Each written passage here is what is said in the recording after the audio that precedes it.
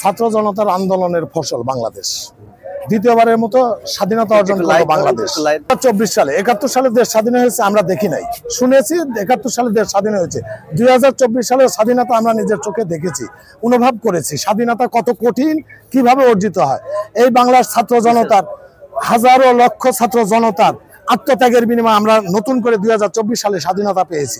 আমরা চাই এই স্বাধীনতা অক্ষুণ্ণভাবে অর্জিত হয়েছে, এই স্বাধীনতা আমাদেরকে ধরে রাখতে হবে। আর এই স্বাধীনতার জন্য যারা জীবন দিয়েছে তাদের রুহের মাগফিরাত কামনা করে আমি বাংলাদেশে খুনি শেখ হাসিনা পালিয়ে যাবার পর বাংলাদেশের সার্বিক অবস্থা, বাংলা সেনাপ্রধান বিশিষ্ট জনদের উপরে বাংলাদেশের যে ক্ষমতা হস্তান্তর করেছে, তারা ইন্টারনাল গভর্নমেন্ট, এই সরকার যত দ্রুত সম্ভব নির্বাচিত সুষ্ঠু বৈধ নির্বাচন দিয়ে যত দ্রুত সম্ভব নির্বাচিত সরকারের হাতে ক্ষমতা হস্তান্তর করবে, এই আশাই আমরা দেশবাসীর পক্ষ থেকে সরকারের কাছে আহ্বান জানাই।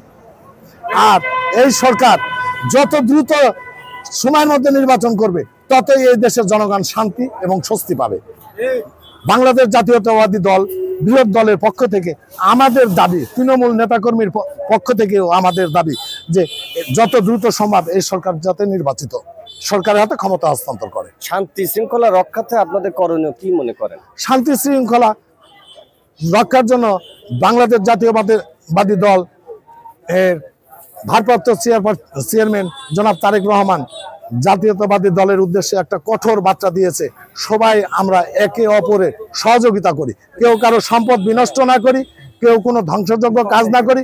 সেই নেতার কথার উপরে ভিত্তি করে বাংলাদেশ জাতীয়তাবাদী দল বিএনপির যত নেতাকর্মী আছে আপামর জনসাধারণের পাশে মিশে সবাই সবকিছু অক্ষত অবস্থায় রেখেছে। আর বাংলাদেশ জাতীয়তাবাদী দল সন্ত্রাসী কোনো কর্মকাণ্ডে বিশ্বাস করে না বলেই নেতার কথায় উজ্জীবিত হয়ে এই সমস্ত কাজ করতে নেতাকর্মী গ্রাম পর্যায়ে, মাঠ পর্যায়ে সবাই উজ্জীবিত হয়ে একসঙ্গে কাজ করেছে। বাংলাদেশের বিভিন্ন এলাকায় আওয়ামী লীগের সেই প্রেতাত্মারা এখনো জীবিত। কিছু কিছু জায়গায় তারা নিজেদের মধ্যে বিশৃঙ্খলা সৃষ্টি করে চাপিয়ে দেওয়ার চেষ্টা করছে, যে এটা বিএনপির কাজ। আসলে বিএনপির নেতাকর্মীরা সেই জায়গায় যে প্রতিরোধ গড়ে তুলছে এবং বিএনপির নেতাকর্মী মাঠে আছে, মাঠে থাকবে। আওয়ামী লীগের নেতাকর্মীদের যে দুঃশাসন, এই দুঃশাসন থেকে বিভিন্ন জায়গায় যে হামলা হয়েছে এগুলা বিএনপির নেতাকর্মী করে নাই, এগুলো আওয়ামী লীগের কাজ। হামলা, মামলা, ভাঙচুর এগুলো বিএনপির নেতাকর্মীদের কাজ না। আমরা বিএনপি নেতাকর্মী যারা আছে সবাইকে সাথে ঐক্যবদ্ধ হয়ে এই দেশকে পাহারা দিয়ে একসঙ্গে বসবাস করতে চাই। বিএনপির ভারপ্রাপ্ত চেয়ারম্যান জনাব তারেক রহমানের নির্দেশে আমরা গ্রামগঞ্জ, মাঠে প্রান্তরে সমস্ত সংখ্যালঘু হিন্দু সম্প্রদায় যারা আছে তাদের উপর আওয়ামী লীগের সন্ত্রাসী হামলা ঠেকাতে আমরা রাতে দিনে পরিশ্রম করে তাদেরকে পাহারা দিয়েছি।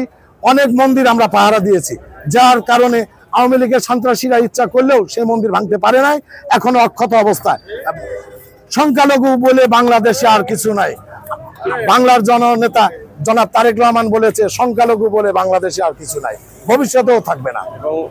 আমরা সাধারণ জনতা, দেশবাসী, কামার, শ্রমিক, কৃষক সবার কাছে উদ্যোক্তা একটা আহ্বান জানাই, যেন জনাব তারেক রহমানের নেতৃত্বে বাংলাদেশ জাতীয়তাবাদী দলের কর্মী, সমর্থক, নেতা কর্মী যে যেখানে আছে তারেক রহমানের নেতৃত্বে দেশবাসীর সঙ্গে মিলেমিশে সবাই যেন সবকিছু অক্ষত রেখে আমরা একসঙ্গে বসবাস করতে পারি।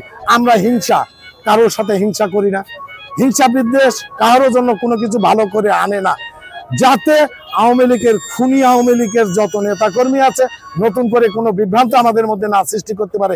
এই জন্য দেশবাসীকে আমরা একত্রে থাকার জন্য আহ্বান জানাই।